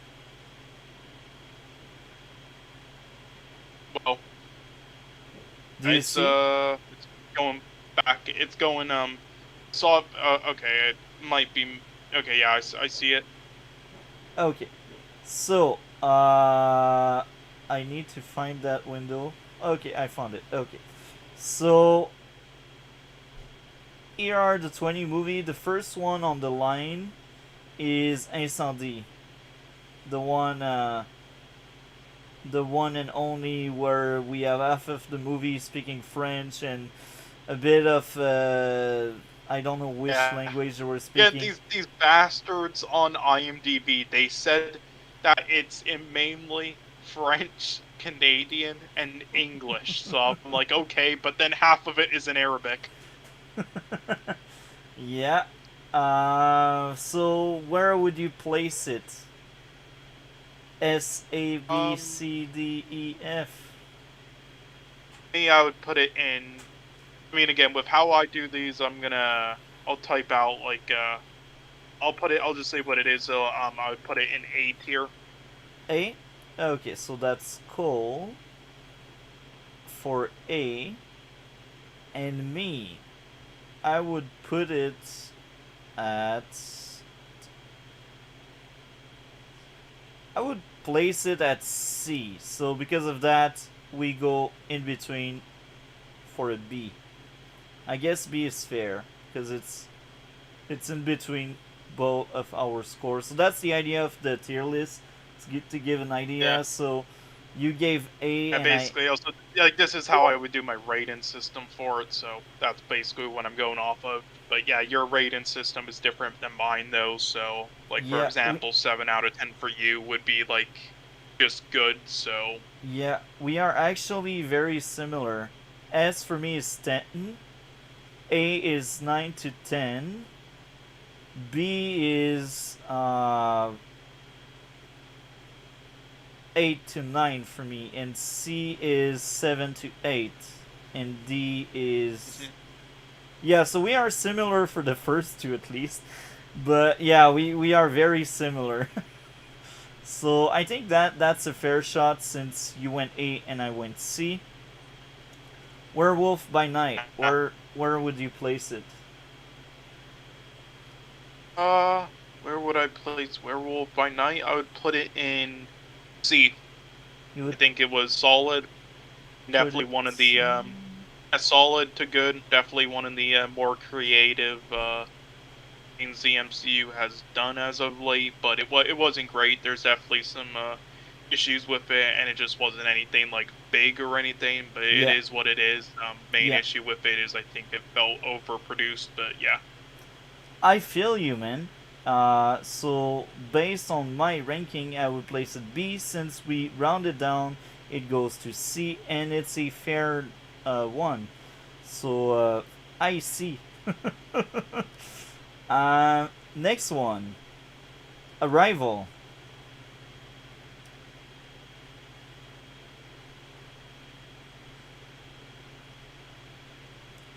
Arrival. yeah, my bad. I'd put this in A tier for me. 9 out of 10. Interesting. So you know me, that I think that was my favorite movie we covered. So if Mhm. that was me, I would go C. So because we rounded down, we placed that one to IA. Boom. Yeah. There we go. You know what? Actually, I'm gonna put it in S tier. The more I think, because the more I'm thinking about it, I'd give it like a 9.5, and I usually round those out to a 10. So I'll put it up in S. S? Okay, that's interesting. So that's the first one we are both on the exact same page. That's very interesting. Yeah. Yeah, so some of these is gonna be crazy. Like mainly the lighthouse. Ours is gonna be so different. Actually, I just realized this one is a Sunday, and the first one I placed was Black Adam, but his bolt was cut in half. So we will Ah, cover. okay. Well, we can do Black Adam next, I guess. Yeah, Black Adam. Um, yeah, for me, this was a D. I thought it was not into it personally, but I mean it's enjoyable popcorn flick. But as just a film itself, how it's made and everything, I was not into it personally. That makes sense because I remember what you said about it, and I understand where you are coming from. I would place it on B. So because you said D, right? D or E? Delta or Echo? D. Delta. Okay. So because I'm Bravo, it goes to Charlie. So now we got two in Charlie. Where would you place Black Adam? Higher than Werewolf or lower than Werewolf? I'm guessing lower. With which one? Sorry. Werewolf. Right now on C we got Werewolf and Black Adam. So I'm guessing Black Adam So lower, I guess right? where. Well, which one? Which rating did you give Black Adam again? 8. I actually gave it 8 to both. A to both. Okay, so it would go. You're like I the did give tiebreaker. Werewolf by Night a higher rating, so it's Werewolf by Night goes up one because yeah, that did get a higher rating from me, I suppose. Perfect. So, looks like we got 2 in C right now. Next one, Glass Onion. For me, this is a It's around honest between like a B or a C for me. Like it's around like a 7 or 6 out of 10. It's shit. I'd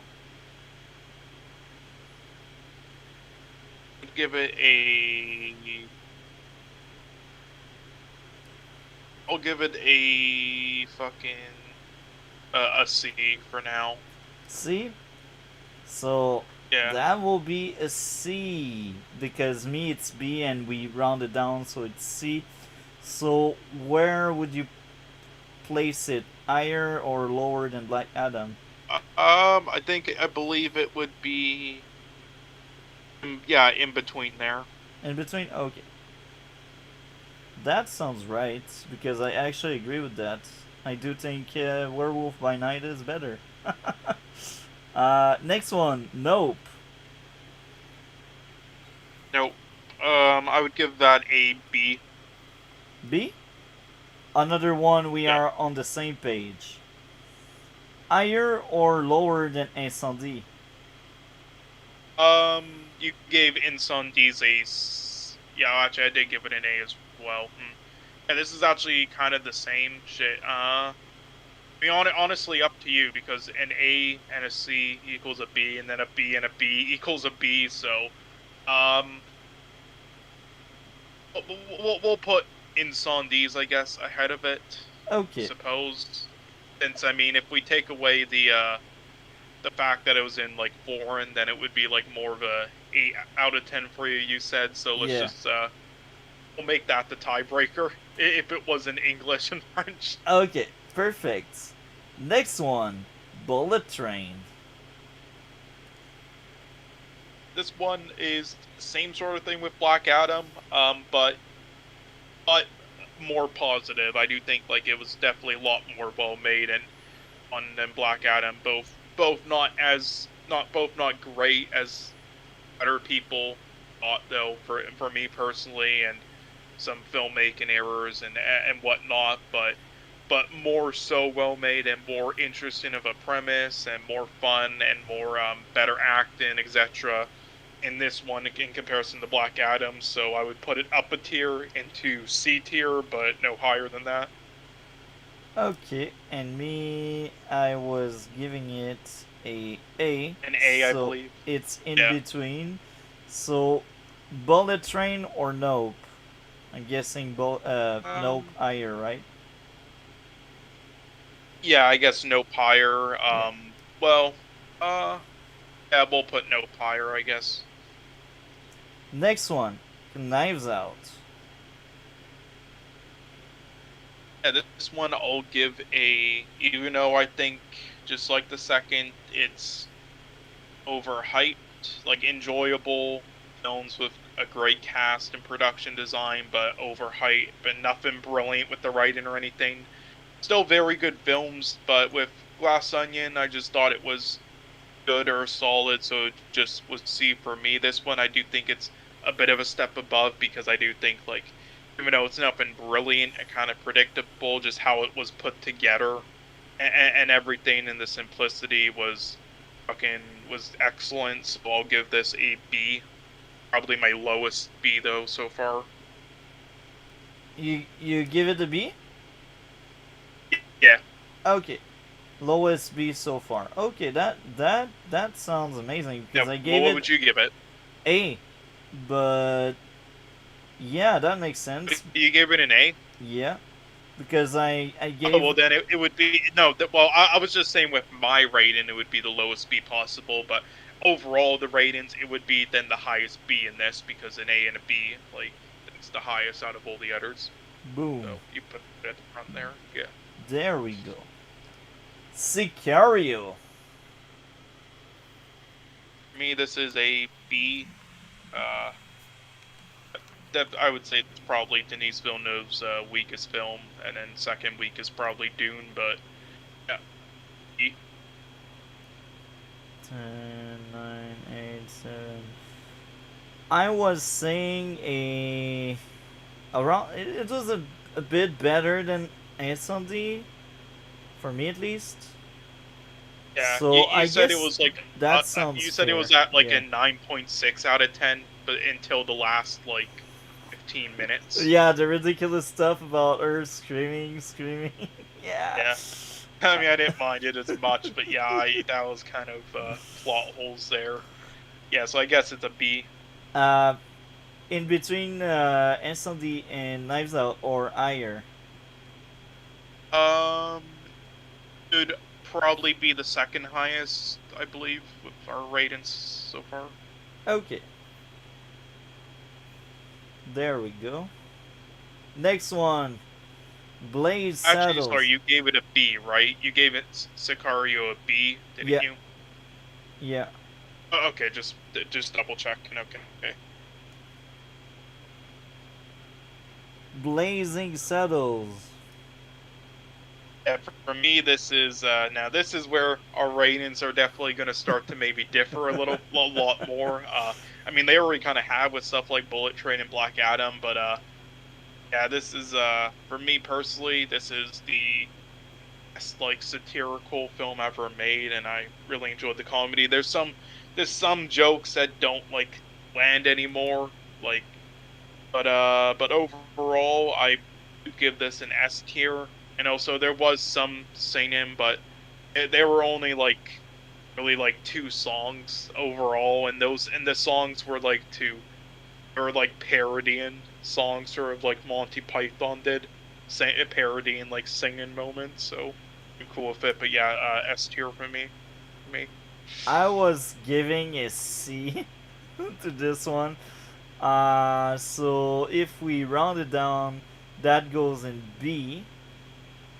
Yeah, And it because would you said probably S, that would be the go. higher. Yeah, I guess so. Well, yeah, I suppose so. Unless you want to put Knives Out in front of it, up to you. I They're prefer about the Knives same Out, there. but I know you value the movie a lot. That's why I placed Blazing there.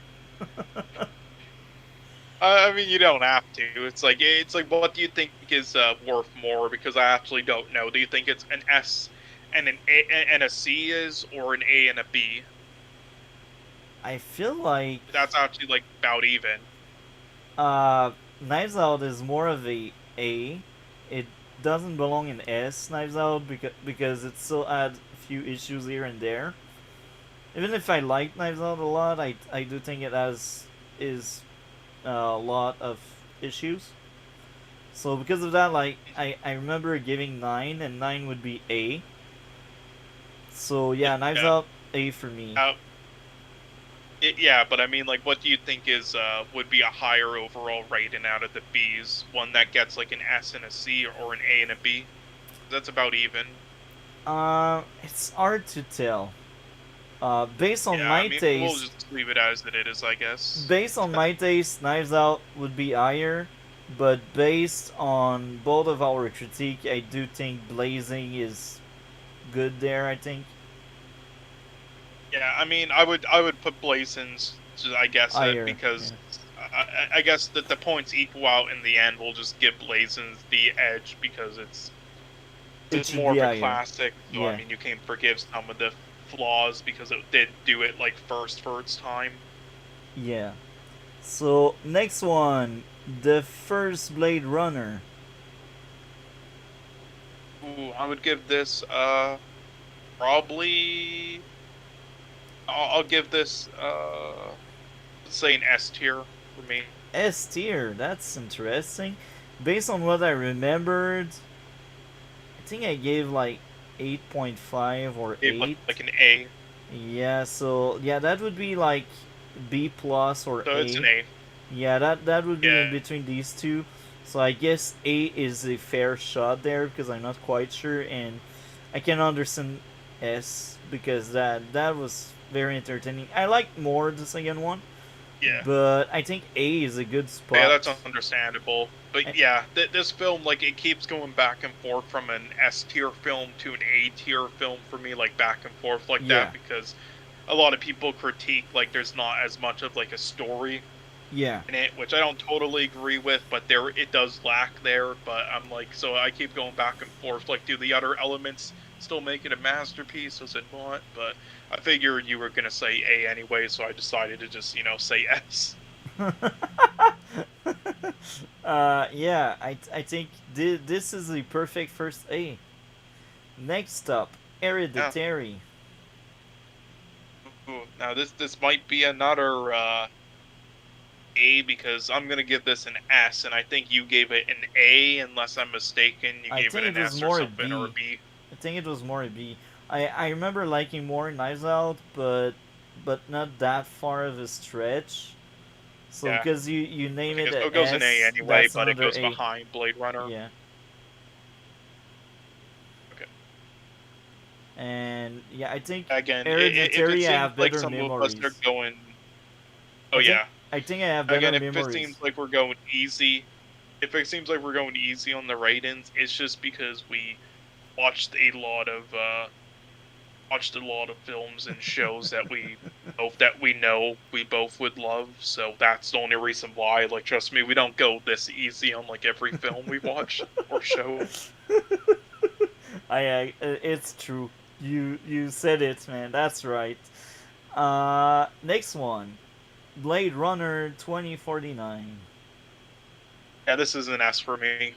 Definitely, this is like the fact that he did it, that like such an amazing, almost perfect film of like a sequel to a classic like Blade Runner, like 40 years later, or like some crazy shit, like, and to actually pull it off like that is absurd. Like, that's something that should just be like end up like a trash, terrible money a money grabbing fucking sequel like 40 years later. I fully agree, 100%. It belongs to S. I like more Arrival, but the second Blade Runner was much better than the first one for me, at least for me. Yeah. uh, Next one, Prisoner.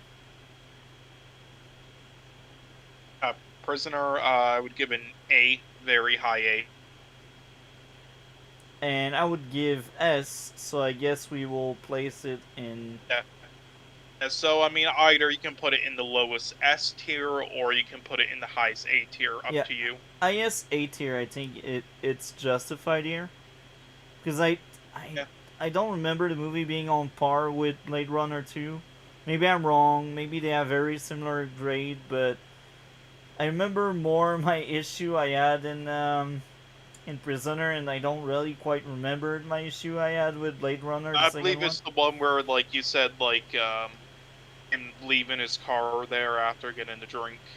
Yeah, plot convenience. There were plot convenience in Prisoner. Next up, Lighthouse, the other divisive But now one. this, yeah, now this is where our ratings are definitely going to differ because, yeah, this is not a multi-topics type of film. Same thing with, like, Martyrs and stuff. But for me, not only was this my type of film, but I thought just how it was made, like filmmaking wise, directing wise, acting wise, writing wise, cinematography wise, everything, and the interesting premise and everything. Like, this was not only a masterpiece for me, but it's like one of my favorite films ever. So, yeah, definitely S tier, my highest. Yeah, and probably on the whole thing. Interesting. So based on my grid, um, 10, 9, 8, 7, 6, it would be a D, like ID. But if we average it to the So it middle, goes it in like end up the to B. B. Yeah, B. And I guess we would probably put it like in the very middle of the B's. So yeah, yeah, but like I behind think I would Sicario, place it probably. more like that. Even if I liked more Yeah, Insanity, I think we are more similar on these three than these three. I think. yeah, because in Sandy I gave like an A, but this one I gave Yeah. an S. But yeah, in Sandy you gave like a C, and this one a D. Like, it about Yeah. levels out, but I think it goes right in the middle. Yeah. Yeah. Right in the middle. That makes sense. Martyrs. Oh my. Where would you I place love, by the that way, one? how you just got like a subway train pick for Bullet Train. I tried to find that on my website of wallpaper. I cannot find a proper picture, so I just picked Subway. Uh, anyway, let's continue. I guess. Martyrs. Uh, for me, this is a. I'd probably give it a very high B. I think if I remember correctly, I gave like something like a 6 out of 10 to this movie because I Yeah, so like it'd be a like a lot the high first. D. Yeah, that would be like a lower D. So you said what did you said B A Yeah, yeah, a high B. So I it'd B probably go like C. I would say either ahead. I mean, I actually don't know where you would put it in the C tier. Um, where would you put it in C? Oh, I'm not sure actually. This is confusing. I mean, up to you to decide, whichever.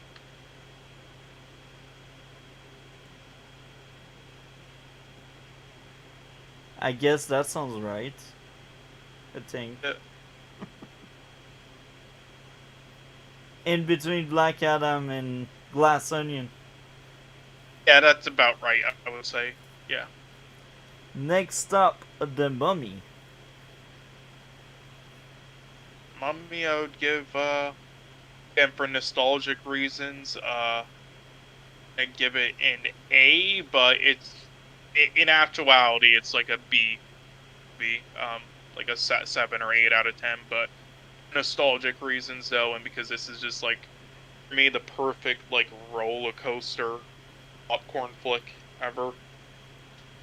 I That's like super well made, and this is what made me become a fan of Brendan Fraser. So this is probably the film I've rewatched the most times out of any. So yeah, A. I think I would place it top of B because I gave 8 out of 10, so that belongs to B. So I think that would be top Yeah, B.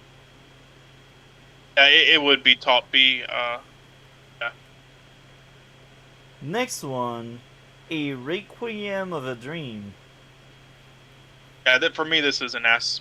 But S. yeah, I forgot what you gave it. Me too. I think I gave like 8 or 9, so that would be around the Mummy for me. So that would go on A. Yeah. Yeah, so I guess it would be like the third highest A, maybe or something. I did think Blade Runner was better, the original one. Oh yeah, yeah. Yeah, whichever position. Not What did you sure. think? What did Okay, you that's good. prefer, Requiem or the first Blade Runner? I oh, that's tough. I gave them both like an S, but I'd probably prefer Requiem. But if we're doing our rating thing, I think Blade Runner gets the edge slightly. I'm not sure. It's up to you to decide. Since you're not sure, I think that that fits in. Yeah. I think that fits in because Blade Runner, I remember enjoying I mean, it we're a lot. not doing this like a calculator or anything. It doesn't matter too much. Yeah. Next one, Doom. Yes, this I would give a E.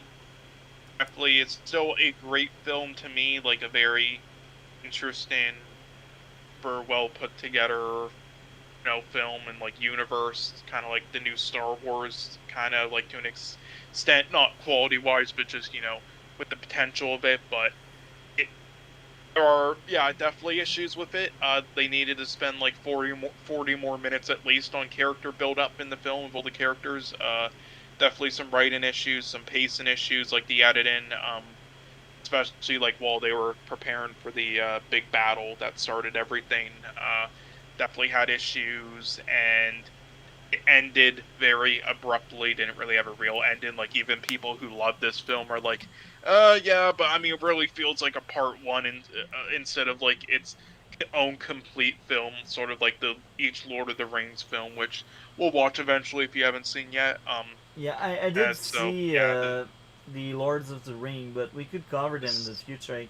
I could fully rewatch them, and we could actually roast Ring of Power. Well, I mean, since we all have already seen them, we could just like cover them, like the three of them quickly as one I don't topic. remember them that much because I've seen them a long Okay. time ago. Yeah, for me, it's the best trilogy ever, and then second would probably be Star Wars trilogy, and then third probably the 4 trilogy with Ethan Hawke. Yeah. Yeah. So Dune, where exactly for you? B like Bravo? Yeah, B. I'd probably put it. I mean, what you gave it like a C or something? Uh, yes. So we average it on top of that one, or actually Yeah, no, the highest C, I guess. actually there, because I like Dune more than Oh, Lighthouse. So I think that oh, okay, that's more fitting. Because I remember Dune being okay. similar to Well, Sicario. hold on. Does it go to B though? Because it did get a B and a C. So would that go down to C, or Yeah, actually you're right. So we will place it I think on it goes top. to the highest Yeah, C. Yeah. that shall be the ISC. You're right. And then So Enemy, I forgot what you gave Enemy. I believe it was like a B or something, but yeah, yeah, very I confusing also but think it interesting was. film. Yeah. I would give it a B as well. Confusing but interesting film. I would probably put it like since we both gave it a B, it's around like I would put it either before or after Incendies, like around where Nope and Incendies is. Uh, actually, that one is an hard Yeah, we one. gave because we Maybe both either. gave Nope B's each, so it'd be like around Nope and Incendies around that. We both went Yeah, that's Nope about right. B, right? Both gave Nope a B. I think Nope should be higher actually. Like here. Probably. Yeah, honestly, we should actually put the lighthouse like behind both Nope and an enemy. We should put the lighthouse with Bullet Train, I think, Yeah, I and think Incendies. Yeah, I think that yeah, right reflects there. Yeah, perfectly what we thought. yeah, So we ended up with 4 tier, but that makes sense because we don't want to roast too much what we like, you know? yeah. And also, we didn't have one for the wrestler, but I'll just say A for me. Around an A or an S at least around that, and then I guess an A for you. More of a B for me because I gave Okay. 8.5, so more leaning toward a B. I think Mummy was more Yeah. entertaining. I forgot which grade I gave Mummy, but I see myself Uh, rewatching Mummy, but I don't see myself rewatching The Wrestler. you were gonna give it like a 7.5 or a 7 or something, but after we were talking about it and reviewing it, you bumped it up to like an 8 out of 10. That's what you rated it. Yeah, yeah, I think that sounds fair. So I think this is the perfect tier list for the 20 movies we covered so far. Um, so Yeah. next tier list will be the season of the show we covered, and by that time, since it will be at the end of the stream, we will have Stargirl season 3 on top of that. Yeah, and also if you want to if there's any shows that we know we both watched but we didn't quite like MCU or comic book related that we know we both seen but we haven't reviewed it on there. I mean, you could throw it in if you want, or if we just like reviewed an episode of it and such. Like I know the Um, very first one we did with was Miss Marvel, but I know we also discussed like in the very first episode we discussed our overall thoughts about stuff like Hawkeye, yeah, We Uh, discussed many, like Hawkeye. we We did Superman and Lois. We did many. we can cover Luke Cage in one of our future streams, and that would be like when Stargirl is officially over, because I think Uh, Titans is actually going in break. I don't know when. I think this week they are actually on break. So because of that, we Good may. fucking break on this dog shit. Yeah. So yeah, we will wait until I mean, we start. both seen Luke Cage, so that will be easy. Yeah, yeah, And that then will we be need to easy. watch then we need to watch the one show that has Aubrey Plaza in it. I guess I forgot the name of it. The Legion or whatever Legion, it's yeah, called. Legion. We will cover that for sure. Legion could be 2 weeks from now, because next week we have Stargirl and Titans. So Yeah. 2 weeks from now we could cover the first season of Legion. So try to watch it. I know it has a shorter amount of episode, but some episodes are 1 hour long. So I I think the first season is like maybe 7 or 8 episode. I can't really remember, but I remember in the season one we had at least one episode that was 1 hour long. But yeah, we could cover season one 2 weeks from now. So if you could start watching slowly but surely, episode when you got time to spend, or uh, actually, maybe we got a bit more time. Are we having a podcast next week? That's the question I'm asking you, because I know you're doing a travel and stuff. Are we doing this next week? Um, I will. I mean, my best guess would be unless there's no internet. I'm staying at the place temporarily. Well, good internet, or some shit happens, or I need to like go do some things, like get some shit done, like at the times we usually do this at. I mean, my best guess would be probably I can probably do it this week, but yeah, again, all the other ones like MSK streams and film streams, I'll probably have to be kind of taking a break from. The only ones I'm really gonna do is really stream with yours and Onzo's. That's about it. All the others I'm probably gonna be taking a bit of a break from. Thank you very much to value my stream, man. You're amazing. You're the best co-host we Yeah, I can. have fun talking, stuff with you. And also because MSK really doesn't watch any films or shows anymore. He's watched like 8 films overall this year. So thank you very much to value this. So basically, let me know if you got internet, and if we do this at the same time as right now, since you are in South Korea, I've taken a look to the time. South Korea and Costa Rica, but again, I can do it at like the same sort of time zone, if not like an hour before or after. But I can Yeah. pretty much do it. If not though, then I'll like let you know. But Okay. because it'll only be for 2 weeks, so I can withstand it. And then in Costa Rica, it's only like an hour Yeah, Costa difference, Rica is not that so bad. it It's should be South Korea the issue.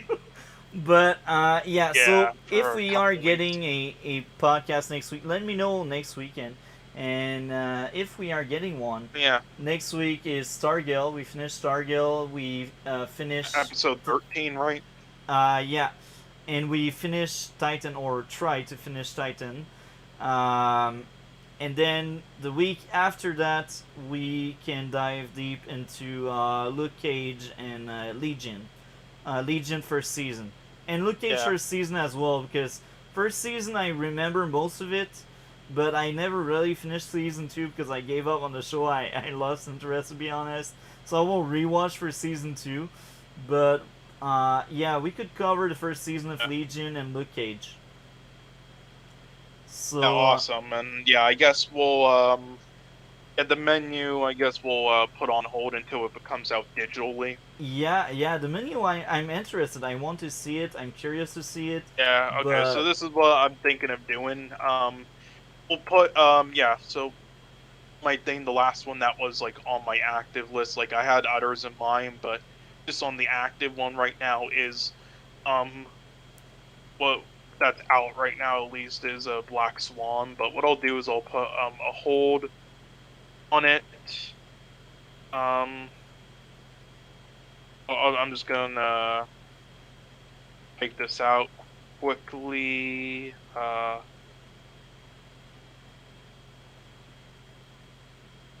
This is what I'm thinking of that we could do. Um this is the schedule. And then also we'll add Legion and Luke Cage to the streams after as well. perfect. That sounds great.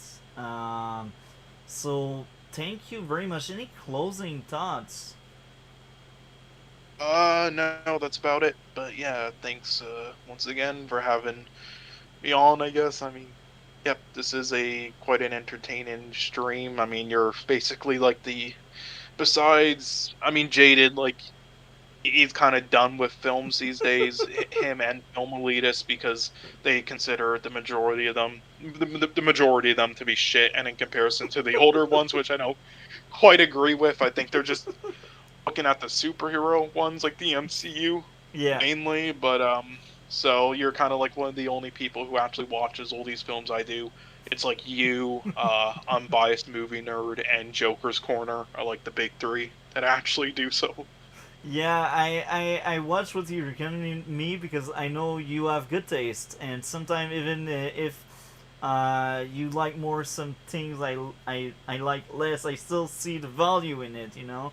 I understand what you're feeling toward these movies, and thank you very much for coming back. You're a great co-host. We make this show together. I'm having a blast each single week. Thank you very much, man. Uh, be safe during these travel, man. Talk later. Yeah, take care. Enjoy the new job whenever you get it. Take care. Have a good one, man. Take care.